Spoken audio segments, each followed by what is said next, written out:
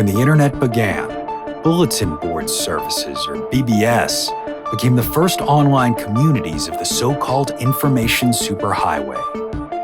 Using their phone lines, people logged in from all over America to talk about sports, games, movies, and on one BBS in particular, share their ghost stories.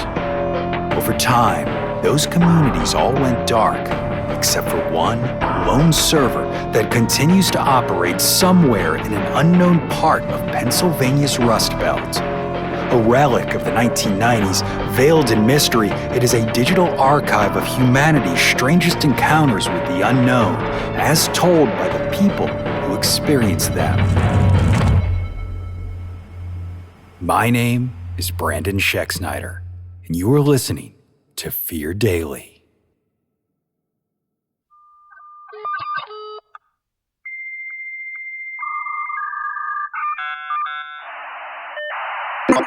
Subject: The Elephant Grave. User: RustP12. Posted July 2nd, 1998.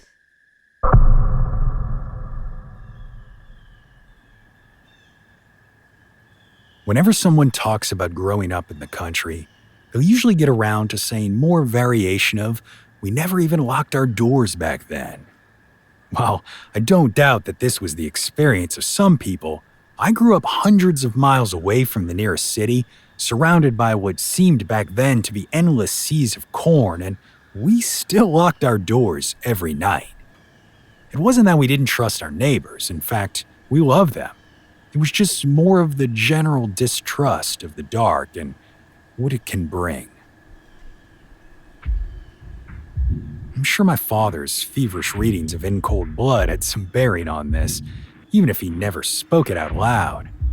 That one concession to security aside, my childhood was the sort that they make movies about now, where kids ride bikes from sunup to sundown in pursuit of adventure, except my friend and I never found much adventure together.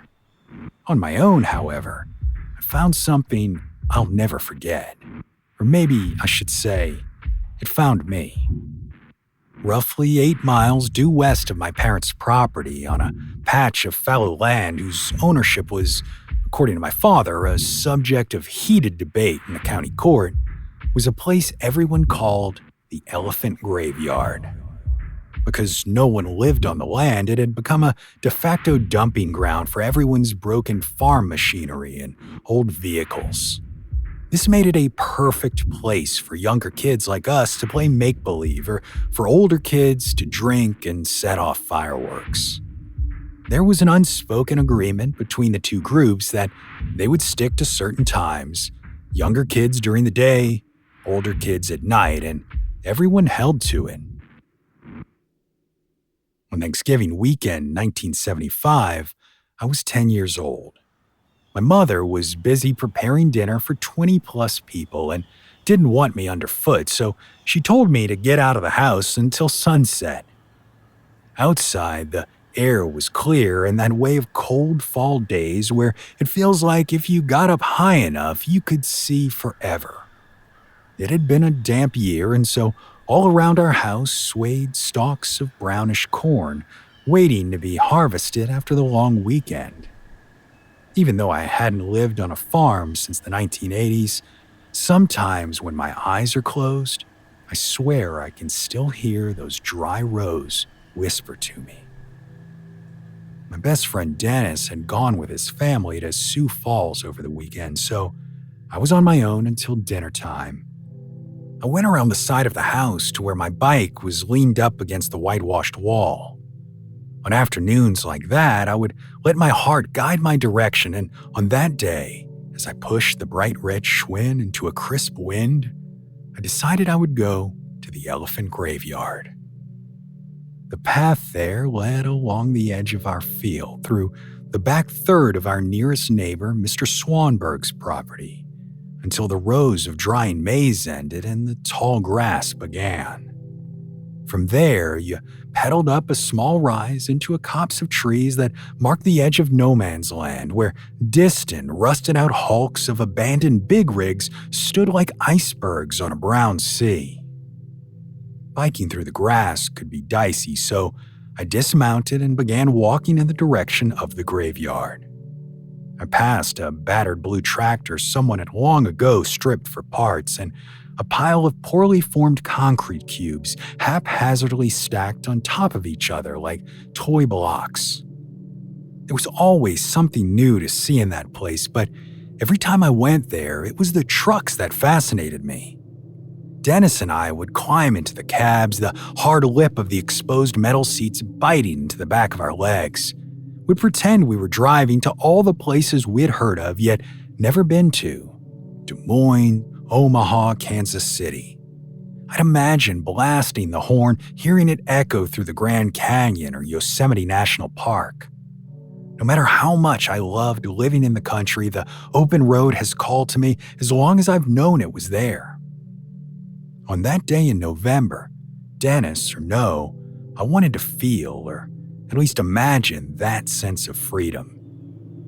I dumped my bike in the grass and clambered up the side of the dark green rig that still had both doors. The driver's side made a horrible squeaking noise as I yanked it open, and another upon closing. I brushed butted-out cigarettes off the seat, remnants of the night crew more than likely, and settled in. Just after school had gone back in, Dad and I had watched a new show on TV, a comedy called Welcome Back, Kotter. It was set in Brooklyn, which Dad said was in New York City, and I was transfixed. Ever since then, when I played the truck game, I would imagine driving all the way to Brooklyn. How long would it take, I wondered? Could you even drive there? Gripping the ice-cold steering wheel, I tried to picture what it would look like driving out of town, heading east. Would the entire way be lined with cornfields or tall grass or something else entirely? In my head, the long-gone windshield glass reflected the passing headlights of 1,000 cars as I drove the days or maybe even months it would take to get to Brooklyn. I imagined that once I was close enough, I'd be able to see the Empire State Building rising up high above everything else, a watchtower at the end of the world. In the middle of my imaginings, a scraping sound that at first was indistinguishable from the wind began to become apparent, coming closer and closer until it was right outside the big rig's door. It was a holiday, so other kids turning up to play was a real possibility. I craned my neck to see out the driver's side window and looked down to see a scarecrow standing less than 2 feet away from me.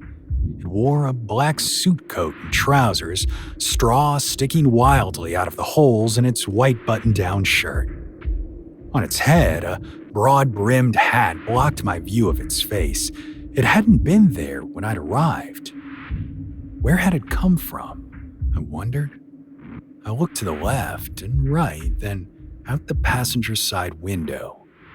Even back then, scarecrows weren't as common as they'd once been. Crows are deeply social animals, and if you want to keep them away from your crops, the best bet is to capture one of them, kill it, and string its body up for the others to see. It's a grim, surprisingly effective strategy that obviates the need for things like scarecrows, which require you to waste clothes and straw. Some farmers back then still had a few of them for the sake of tradition, but the one outside the big rig's door didn't look like any of them. The places you are dreaming of dream also of you. The words were spoken in a dry whisper, unmistakably originating from underneath the scarecrow's wide hat. I jerked my head back inside the cab and froze. It felt as though my belly were full of ice water, weighing me down and holding me in place.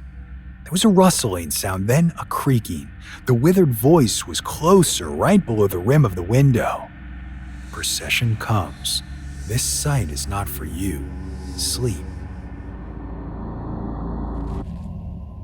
The instant that final word was pronounced, darkness rushed in at me from all sides, and I was plunged into a black void where the only sound was a distant fluting, rising and falling like the call of some far-off carnival. When I came to, the steel wrecks of the elephant's graveyard cast their long shadows before a setting sun. There was no grogginess, no sensation of waking up. One moment, there was blackness. The next, I was present and aware. My first thought was of the scarecrow, and my heart skipped a beat. I listened, the sun dipping lower and lower behind the horizon, waiting to hear that scraping sound again. It was only the wind in the grass and my own labored, frightened breath. Slowly, cautiously, I leaned over to the driver's side door and inhaled, holding the air deep in my chest to steady myself. Exhaling explosively, I gripped the door and poked my head through the window, seeing just the truck's running boards and my red Schwinn leaning against the side of the cab. I waited again, straining to hear anything that suggested the scarecrow might still be near. Nothing. I pushed the door open hard, heaving myself out of the driver's seat and down onto the ground. My head swiveled, scanning for the inexplicable figure who had spoken to me. It seemed like I was alone, and I wasn't going to wait for that to change. I ran to my bike, swinging a leg over the seat and pedaling hard, managing to avoid the gopher holes hidden in the tall grass. By the time I'd made it back to the house, the last rays of sunlight were fading to gray. I ditched my bike on the lawn, racing into the light and warmth of our kitchen and the family who waited there.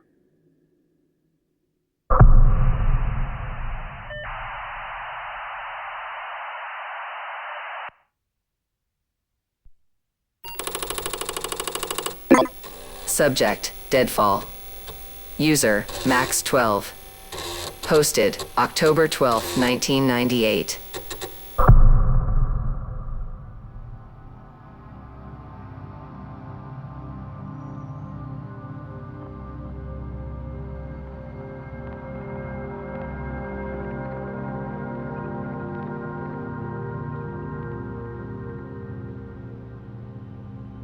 We buried my father this afternoon. It wasn't a big service, maybe a dozen people in all, including Mom, myself, and two men who introduced themselves afterward as part of Dad's old Army regiment. My eulogy was short because, to be brutally honest, there wasn't much to say. None of us knew Dad in any meaningful way. He'd fallen out of touch with everyone in the family, so we were surprised he still corresponded with anyone from his days in the military. The men were roughly Dad's age when he passed. There was Lumbley and Decker, or Deck as he told us to call him. Lumbley was handsome, well over 6 feet tall and broad in the chest, his long white hair cascading around his shoulders. If not for the patchwork of scars that extended from the right side of his face and down his neck before disappearing into the collar of his shirt, he could have been a model for the cover of romance novels. Deck was average height with a big, bushy beard and sunglasses he kept on the entire time he was talking to us. After the introductions and small talk, Deck politely asked if he could speak with me privately. I said that was fine and left Mom talking about the weather with Lumbley. Together, Deck and I walked from Dad's graveside to a thick hedge that marked the divide between Catholic and Protestant sides of the cemetery. He took out a pack of cigarettes and offered me one. I shook my head. Lighting one for himself, Deck took a drag and exhaled loudly. "I'm sorry about your dad, Jason." I nodded in the way you're supposed to when someone says those words. "Thanks, mister. Thanks, Deck. We appreciate you coming all this way. I'm sure Dad would have too." Another drag. "Yeah, maybe. He'd been through a lot, your dad. I guess I don't have to tell you that." I didn't know how to respond, so I didn't. Dex stood there for another minute smoking. It Felt like he was working up to something. "Jason, your dad loved you a lot." I bristled at that. "Deck, look, I'm happy you and my dad had a connection. He and I didn't." The other man put his hands up in a conciliatory gesture. "I know, kid, I know. I'm getting to that. Lumley and I didn't come here today for your old man. The dead don't care who mourns them. Funerals are for the living. We came here to talk to you. Just hear me out, okay?" I looked over at Mom and Lumley, who were getting along like a house on fire. She was actually laughing. Guess I hadn't been wrong about those book covers. I sighed. "Sure, Deck, go for it." "Okay, so Lum and I were wounded at the same time as your old man at Antan. I don't know how much of that he told you about, so all I'll say is that it was bad. The higher-ups tried to put a happy face on it afterward, but it was a wash. The VC tuned us up good. We three became friends in the hospital afterward. Then, once we got home, life took over. Lum had his mother, I had my wife and kids. Kenny had you and your mom. It was winter '76 before I heard from him again, after what happened at the Deadfall. It suddenly seemed like the world had gone quiet. Out of habit, I looked around to make sure no one was within earshot. He told you about that?" Deck pulled out another cigarette, lighting it with the dying end of the first one. "Yeah, that's why we're here. I couldn't stand the thought of Kenny being gone and you never knowing his side of it. The Deadfall. It was the dividing line between the two halves of my life, and there wasn't a day that went by I didn't think about it. Dad was drafted in 1965, right after LBJ removed the exemption for married men. He served his year, then was pressured to re-up for a second tour because of the way he handled himself out in the bush. He liked to say they kept him around because he was jungle smart. The second tour was cut short after the rout at Antan, where 2 bullets had miraculously passed through him without hitting any major organs. I was born almost 9 months to the day of his arrival back home. Dad never talked about what had happened overseas. I didn't even know he'd been a soldier until I was old enough to ask him about the 2 pale, puckered scars on his stomach one day when we were swimming at the public pool. Overall, my childhood was a happy one. Dad was an outdoorsy guy and wanted to impart that to me, taking me on camping trips to national parks both close to home and in neighboring states.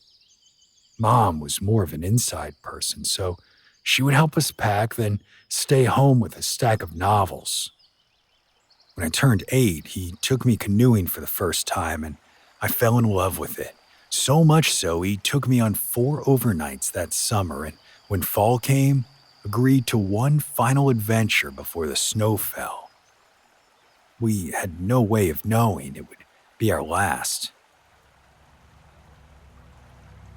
The river he chose for that trip was a popular summer spot in the northeast of the state that tended not to be as well traveled in the fall, particularly on the Thanksgiving long weekend. We were going to leave home Thursday after he finished work, overnight at a motel near the boat launch, then spend the next 3 days merrily making our way downriver to the pickup point. I remember sitting next to Dad as he reversed the truck out of the driveway, tobacco smoke mingling with the last traces of his cologne. Mom waved to us from the front porch as we went, the cherry at the end of her cigarette glowing brightly in the wind. Everything went to plan. Motel, boat launch, our first night camping. Those moments are preserved in my mind like samples in a lab, safely isolated so as not to be tainted by their surroundings, by what happened on Saturday afternoon.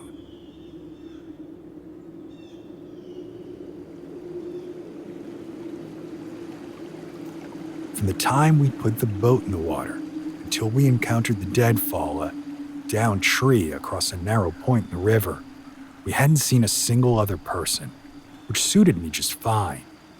It made me feel like we were explorers, Dad and I, charting new courses in strange lands like Lewis and Clark. The point in the river where it narrowed was the beginning of a mountain valley where the trees, which had surrounded us on both sides up till then, pulled back, revealing long, flat, rocky stretches of riverbank.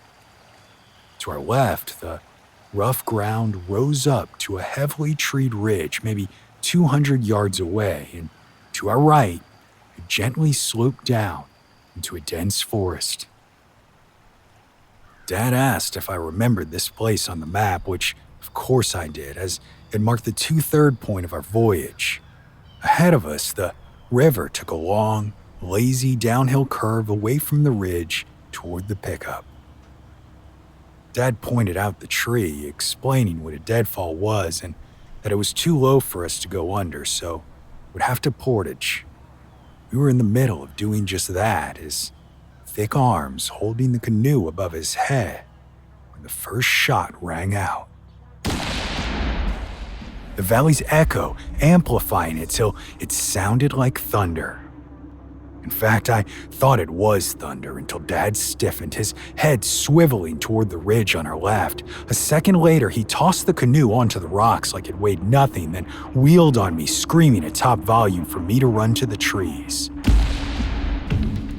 A second thunderclap, and the ground spit a handful of rock chips up into my face. It stung, and my eyes prickled with tears, doubling my vision. The next thing I knew, I felt myself rising up into the air and a heavy shoulder press into my belly. Dad had thrown me over his shoulder and the ground was rushing past me as he ran away from the water. The third thunderclap, and I heard a sizzling sound as Dad's Levi split open like a lip, exposing the hair on his thigh. I was more frightened than I ever had been before. My world had quite literally been turned upside down for reasons I couldn't even begin to understand. All I could do was cry. By the time the fourth thunderclap came, we were into the trees and it wasn't quite so loud.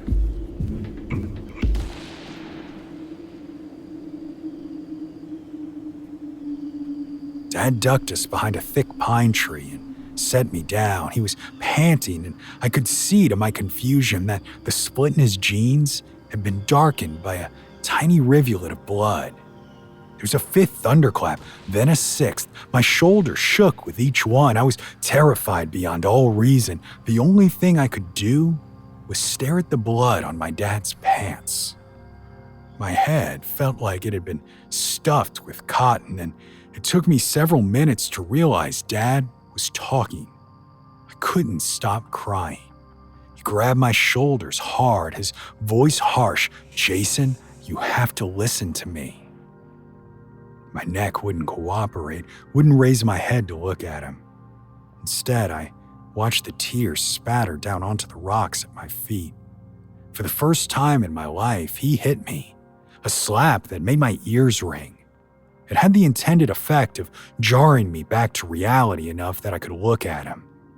There was a hardness in his eyes I'd never seen before, his expression flat and emotionless. "Son, I'm sorry, and I promise to never do that again, but I need you to focus. Are you listening?" I sniffled, nodded. "Do you understand what's happening?" I heard thunder, and you're bleeding. Why is thunder making you bleed? Why did you throw our boat away?" A flicker of tenderness passed across his face, gone in an instant. "That wasn't thunder, Jason. Those were gunshots. Someone on the other side of the river was shooting at us." Even though the words made sense individually, I couldn't wrap my mind around the reality of what they meant. But why? It doesn't matter. They just are. Whoever it is probably dragged the deadfall into the river themselves. Dad looked back toward the river. There's no cover between the water and the tree line, so once you're in here, you're in here. They knew exactly what they were doing. They made sure that the only way out was deeper into the forest, which means he stopped talking. His breath steamed into the air as he chewed the inside of his cheek. Mom said she always knew Dad had something on his mind when he started doing that. She said it was his tell. "What, Dad? What is it?" He let out a breath. They'll have booby-trapped the forest.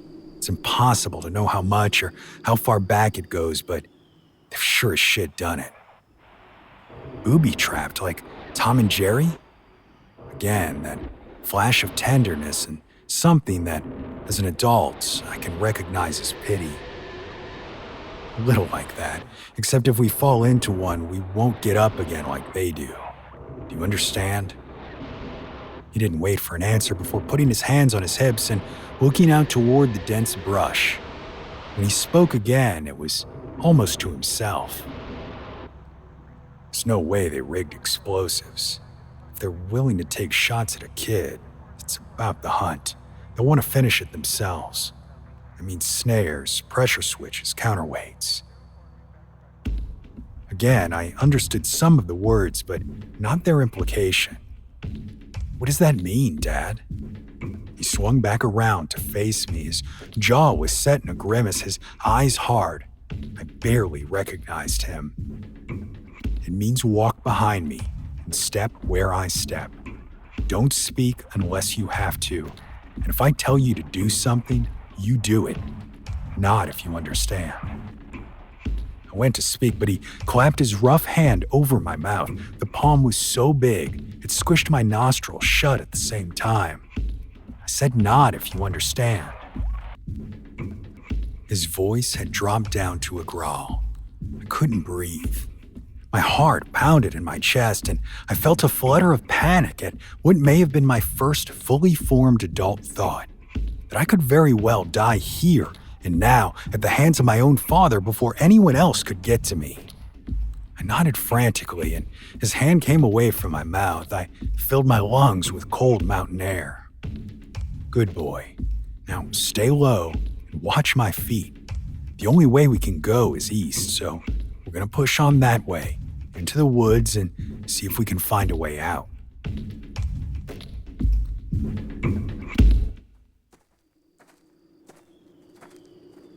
The forest floor was thickly carpeted with damp underbrush, squishing with every step. Dad walked in a long, slow side crouch, sweeping his lead foot ahead of him. When he found a long, thick branch, he picked that up and began using it in a similar way, jabbing down into the undergrowth over and over in a wide semicircle. He suddenly stopped moving and pointed to a break in the woods behind us to our left. Through it, you could still see the bare riverbank. Keep eyes on that clearing as long as you can. When whoever this is figures out that we're not stupid enough to make a run for the river, they're going to come in after us. You watch my feet, you look over there, then you move. After I hear you step, I'll go again. As soon as you see anyone, you say something. He kept moving without waiting for an answer. It wasn't much longer after that we found the first trap. The clank of its metal jaws slamming together made me jump, the teeth biting deep into the branch that had sprung them. I had a vivid mental image of what they could have done to Dad's leg or mine.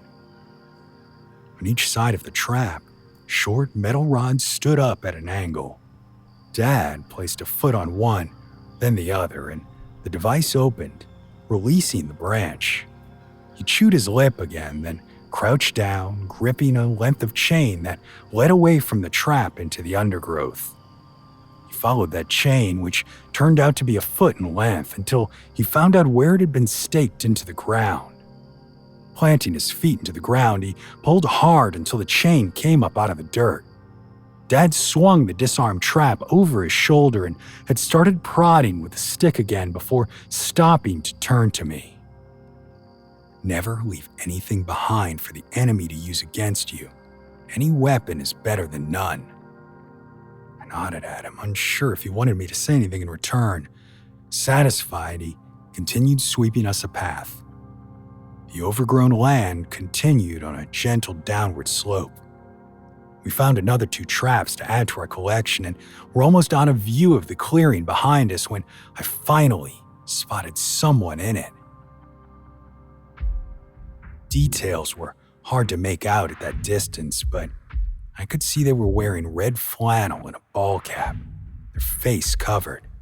The rifle was in their hands, held at the waist. "Dad, I see someone." He stopped moving and spun around, the traps over his shoulder, clanking against one another. He hesitated for a moment before coming to some internal decision and continuing down the hill. Once the clearing was completely out of sight, Dad stopped, putting a hand on my chest. He took in the terrain, trees more thickly grown together here than they had been further up. Dad dropped the 3 traps he was carrying onto the ground. One he separated from the rest, using his boot to stomp its anchor as far as he could into the dirt. He placed the trap between us, then stepped on its wings and reset it, its jaws open wide. "Are you going to trick him into it, Dad?" He gave me a sharp look, but didn't reprimand me for speaking. Instead, he shook his head. "We're going to use it to lure him to us. We're too far below the crest of the hill for him to be able to finish it off from a distance, so he's going to get close. When he does, I'll be ready." "What do I do? Where should I hide?" For a moment, tenderness returned to his face, and he was the father I'd known before the gunshots rang out. "You don't need to hide, Jason. Just listen to me, and everything is going to be okay. Can you do that?" I was so relieved to see the hardness leave his face. I'd have done anything he asked, but he didn't ask. What he did was reach his big hands out to grab my knee, raise it up, and set my foot straight down onto the circular steel pad at the center of the device in front of me. It snapped shut on my calf. The pain was white hot, blinding. I wanted to ask why, but couldn't form the word. All I could do was scream.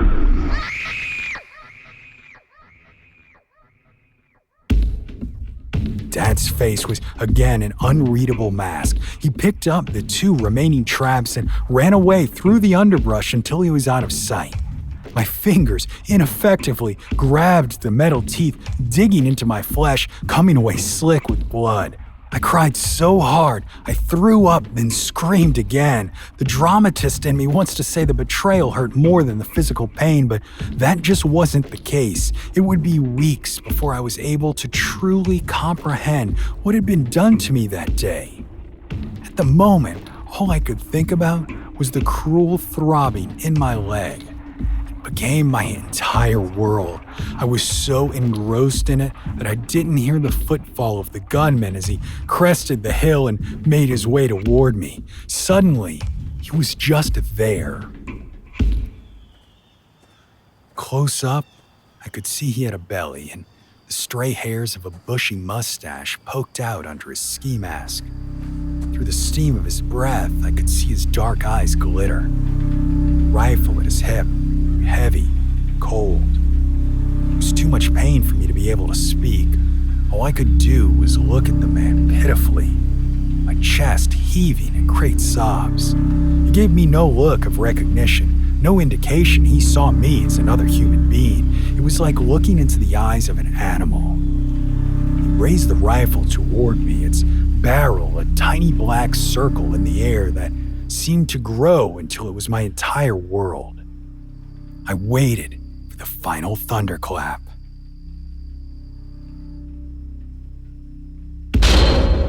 Out of nowhere, there was a terrible scream, followed by the metal snap of another trap crunching into flesh and bone. The gun barrel dropped away from my face, and the world returned. Dad was there now, and the man was staggering, his gun on the ground in front of him where it had fallen. Freshets of blood ran down from his forehead where the teeth of the trap had bitten in. It ran into his eyes, which were wild with pain. Dad must have snuck up behind him and swung the trap down on top of the gunman's head. Dad reached down and picked up the discarded rifle. He pointed it at the man's chest and pulled the trigger. Once his body hit the ground, Dad racked one more shot, firing it directly into the ski mask before tossing the rifle aside. Afterwards, he came to me and gently released the trap, the agony in my calves spiking white-hot one last time. The pressure released, Dad picked me up and carefully placed me on the ground. He pulled up the leg of my pants and began wrapping the wound in long strips of cloth, his voice, when he finally spoke, a low monotone. "I'm sorry, Jason, but we had to draw him out. This was the only way." He looked at me, searching my face for recognition. I was too far gone to acknowledge what he said, and he went back to his task. The wound staunched for the time being, Dad picked me up again and began walking back uphill, taking the same path we'd used on the way down. I used to love when he picked me up. I would feel warm and safe and cared for. That day in the forest, as he held me against him on the hike back to the boat, I felt none of those things. Even the sting of the antiseptic from the first aid kit failed to register. I was numb and stayed that way a long time. We never told Mom what happened that day. All we said was that I'd stepped in an old bear trap during a hike and Dad had patched me up enough to get us downriver. It was a secret between us, and I really do mean between us. It created a distance we were never again able to bridge. He became withdrawn, Mom unable to understand what was going on with the man she loved. Eventually, he moved out and they got a divorce. I didn't see him again till the day of his funeral.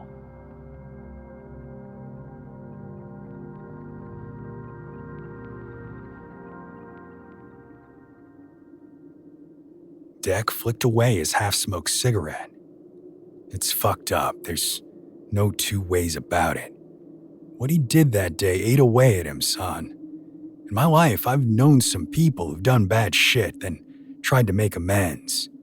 Not a single one of them felt as guilty as your old man. Could he have done it a different way? I don't know, but I do know that in the Army, they trained us to do what we had to do to get the job done. What mattered was everyone coming home alive.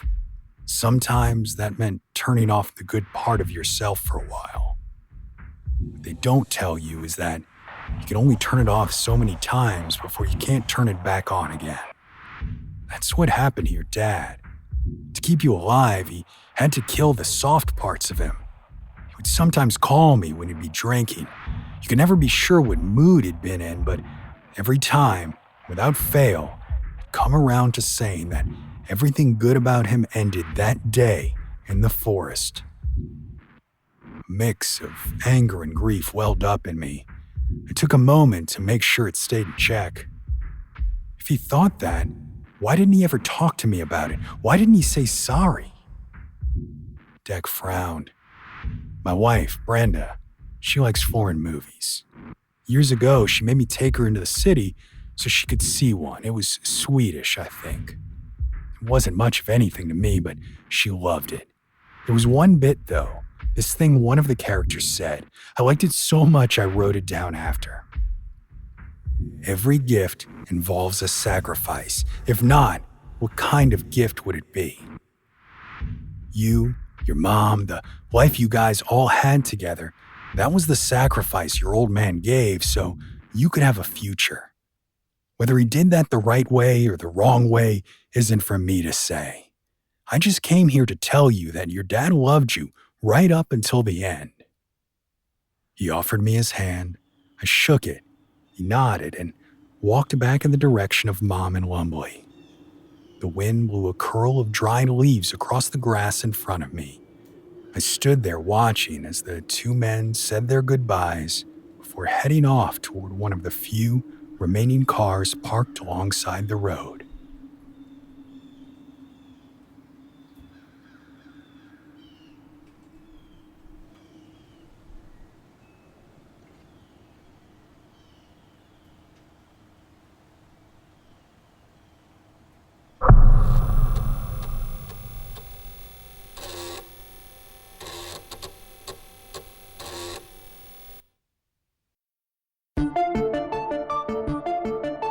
Fear Daily is an independent podcast hosted by Brandon Schexnayder and written by Brennan Storr, with Joanna Smith serving as the consulting editor, audio production by Rachel Boyd, and sound design by Southern Gothic Media. This podcast is a work of fiction. Names, characters, places, and incidents are either products of the author's imagination or are used fictitiously. Any resemblance to actual persons, living or dead, or to real events or locations, is entirely coincidental. Ad-free versions of Fear Daily are available now on your favorite podcast apps. For more information, visit feardaily.com. But move fast, before the server goes offline.